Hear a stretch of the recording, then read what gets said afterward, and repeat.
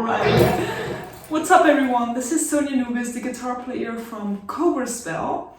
And on today's Behind the Riff with checks and guitars, I will be showcasing you my guitar solo in the song Flaming Hot with today's special guest, Eagles High, one of my Jackson warriors. And yeah, I will let myself guide a little bit by the guitar because the guitar is boss. Flaming Heart is a very 80s, very AOR song. AOR stands for Arena Oriented Rock. So very catchy, very melodic songs with a very 80s sound. I'm really a fan of that. This kind of songs leave a lot of space for going nuts with the guitar playing. A lot of crazy fast solos, you know, the very 80s style. Myself, I'm very big fan of 80s guitar players. Certainly the ones from, you know, the Sharpnel era, if that says something to you. It's a label back then that had very fast guitar players such as Marty Freeman, Tony McAlpine, Marty Freeman again, Jason Becker, Paul Gilbert, and I'm really also a big fan of Yngwie Malmsteen, and I try to pay homage to my favorite guitar players with this solo. So whenever I play a solo, it's not only about, you know, showing off, but it's also making a storyline, making it poetic. Quite a part of this solo was an improvisation in the studio, so there wasn't kind of a reason behind it. It was just happening whenever I was recording. You know, as I said, my guitar is my boss, and whatever my guitar tells me to do, I will play. So in this song, you can really hear my guitar playing style. My guitar playing style is a mixture of 80s guitar players, a lot of melody, and occasional fun techniques here and there.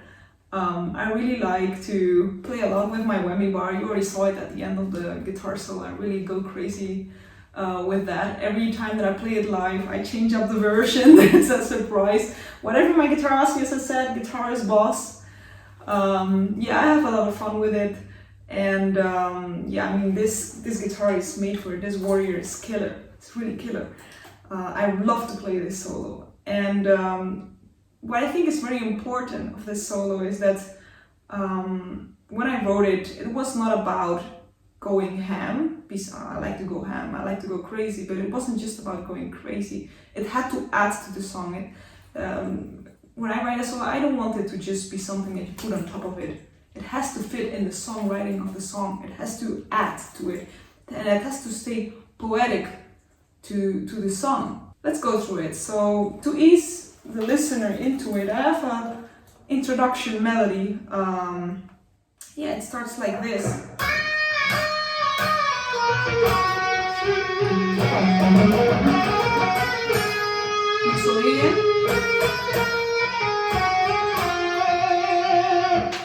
Yeah, so we have that little introduction melody, you're getting into it. Then we're getting a little bit more technical. We're going into a minor pentatonic run in tapping, 3 notes per string, descending. Some slide, randomly, why not? Just fit in a slide, whatever you want. And then I have a little mode run,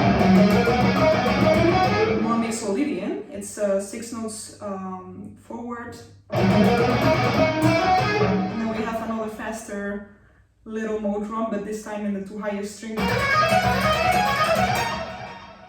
Every time going to the next one, so Locrian, Ionian, Dorian, and then minor pentatonic descending once again. And here comes a little homage to Yngwie Malmsteen.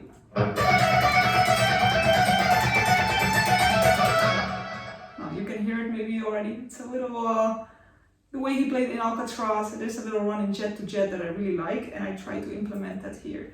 Once again, Yngwie Malmsteen inspiration.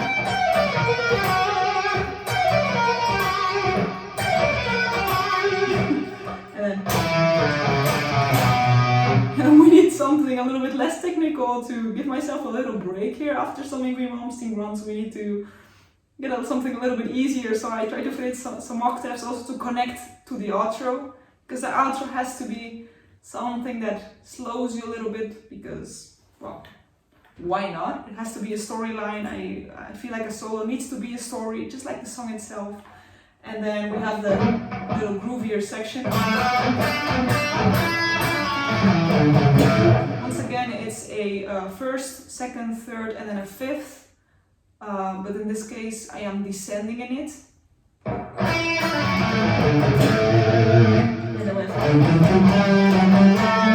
Pentatonic.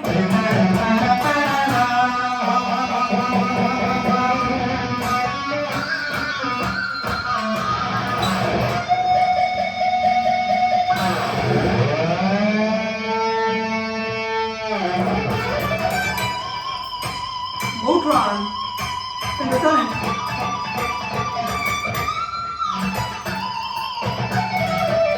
More pentatonic. Bands.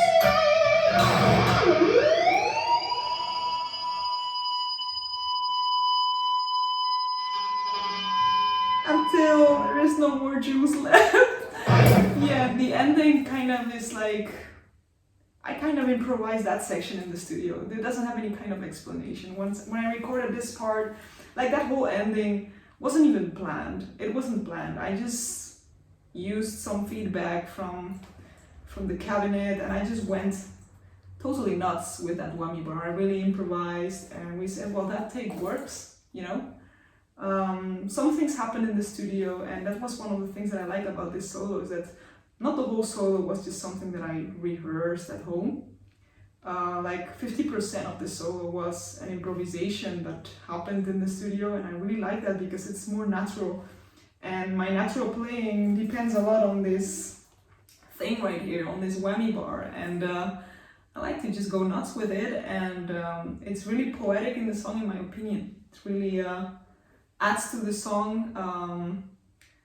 It's my style, it's a little bit crazy, it's a little bit Sonia Anubis, and yeah, that's what I like about the solo in Flaming Heart. I hope you enjoyed this video, I hope it gave you a little insight, and I hope you also enjoyed to look at my eagle's eye, this beautiful Jackson Warrior. What would I do without it?